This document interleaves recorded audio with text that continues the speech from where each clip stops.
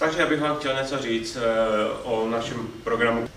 Celý ten program jsme rozvinuli proto, abychom vyhnali naše marketéry ze teplíčka jejich kanceláří, aby se viděli skutečný život a realitu života našich konzumentů. Současně nám jde taky o to, abychom viděli, jak se ty lidi chovají, jak ty lidi nakupují a konzumují naše značky a produkty. Domnívám se, že to byla hezká příležitost pro to pochopit, jakou roli naše kategorie a naše značky v jejich životě hrají, a taky pochopit, jaký skutečně konzumenti jsou a nevidět jenom přes reporty a papíry, které máme v kancelářích, ale vidět realitu jejich každodenního života.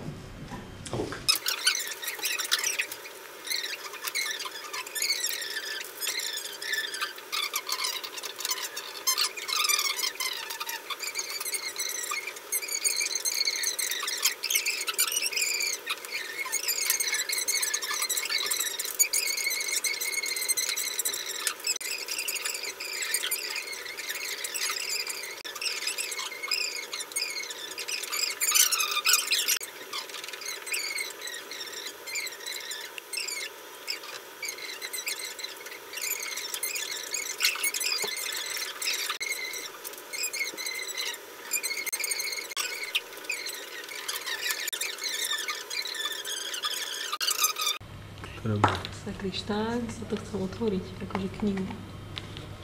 Tak. Aj zde jeden. Nechaj tam zde. Tak. Jo, jo. Krása.